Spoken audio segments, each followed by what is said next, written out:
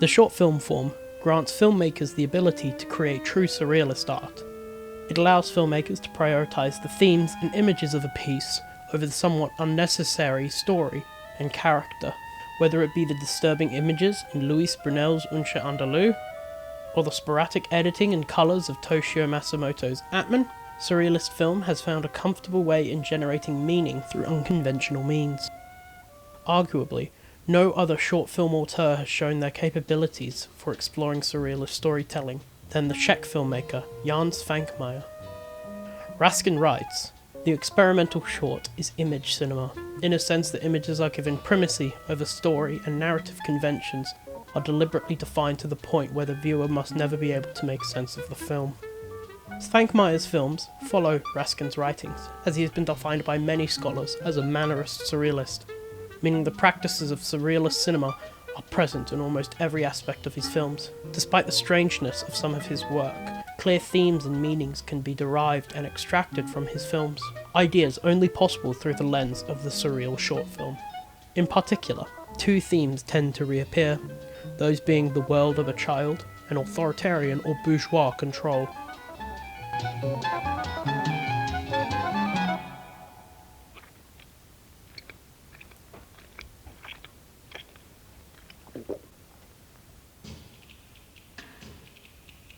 Childhood is an often explored theme in film. However, Svankmajer's application of it differs greatly. He tends to explore the darker side of the child's mind, often centering around childhood trauma. Notable films that conduct this approach include Picnic with Weissman, a film in which various objects that may be found in a child's bedroom come to life and bury a man alive. Similarly, Svankmajer's loose adaptation of Lewis Carroll's Jabberwocky is about the struggle to transition from a child into an adult. Although Svankmajer's most interesting look into the mind of a child is undoubtedly Down in the Cellar from 1983. Down in the Cellar follows a young girl conducting a simple task. Once she descends into the cellar, she enters a dark world of the surreal. Svankmajer conducts tight cinematography and rapid-pace editing in order to create a claustrophobic feeling, reflective of the girl's own anxieties. Down in the Cellar is about a child's imagination. The girl's own paranoia conducts the scenes around us. This transformation of something otherwise banal and familiar into something magical and disturbing. As Western cites, drawing on this disturbing archetypal situation, the film is at once an account and a memory of traumatic childhood experience, and also an exploration of something more universal, the dark underworld of the human imagination, represented here by the primary symbol of the cellar. Whilst the film focuses solely on the child, the story of one's own imagination running away with us is transferable to almost all of our shared human experiences. Down in the Cellar, much like the rest of Svankmajer's work, is subtle in its approach to storytelling. Rather than wearing its messaging on the sleeve, it takes the message and hides it within the images and sound in front of the audience, an exercise common in surrealist and short film, evident by scholars such as Philando. The art short favours ambiguity, ellipses, and tends to resist closure, definitive meanings, and superficial interpretations.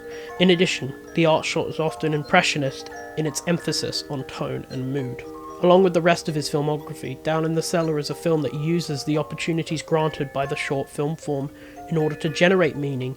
It is a film that adheres to the criteria that scholars like Raskin and Philando have set out for what truly makes an art short.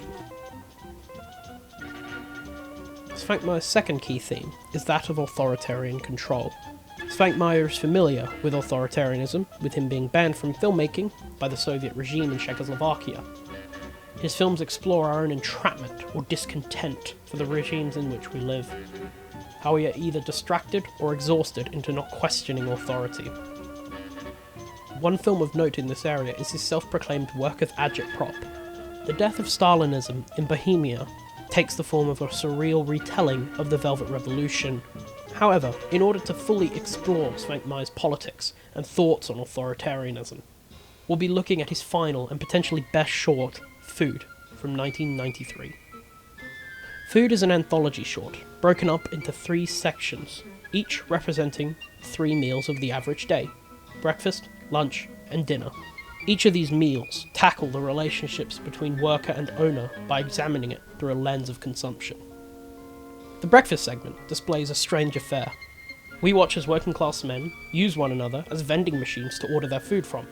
In their article for Cinema Jam, Lisa Fontaine writes that breakfast acts as a cynical indictment of the conveyor belt system of living and the treatment of labourers. This is evident by taking into account how the men in the film appear rather working class, eating a small meal and moving on with their day, showing us a massive queue of other workers. The central segment, lunch, is on a surface level the most absurd and meaningless. However, it may act as an exploration into the relationship between the bourgeois and the proletariat. The two men in this segment fail to attract a waiter's attention, so they result in eating everything in sight. There is a clear class divide between these two characters, with the shaggier one being rather poorer or proletarian, while the formal man is coded to be seen as richer or bourgeois.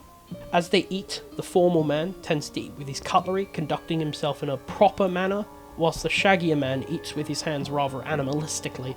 Svankmajer furthers this connection when the richer man tricks the poorer into eating his own cutlery, then approaching him with cannibalistic intent. There is a clear idea here to portray the bourgeois as a deceiving, cannibalistic class that tricks and hurts those less fortunate than them.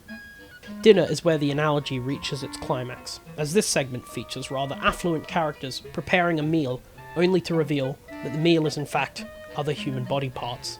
Overall, Food is a film that pays much credence to the Marxian school of thought.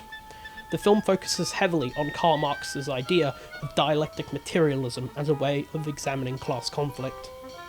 The Marxian school of thought is not only a common trope in cinema, but surrealist cinema in particular. In order to avoid controlative regimes or corporate senses, artists may have to rely on surrealism in order to build class consciousness. Harper and Stone explain in their book that surrealists engaged in heightened political activity, driven partially, at least, by a belief in the importance of emotion as a response to both the political condition and to artistic output.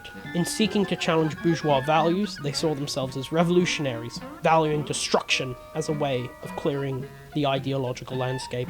There is no question that the relationship between surrealist art and Marxian thought, the want for a more united working class and a true workers' state, is crucial in the catalogue of filmmakers like Jan Svankmajer. In conclusion, Svankmajer's primary use for his bizarre and somewhat disturbing visuals is in order to grant his films meaning. He creates strange worlds which do not adhere to the same rules as our own, but share similar realities present in the themes explored. Whether it be the trauma of childhood or bourgeois oppression, Svankmajer's films are a rich tapestry of thematic depth.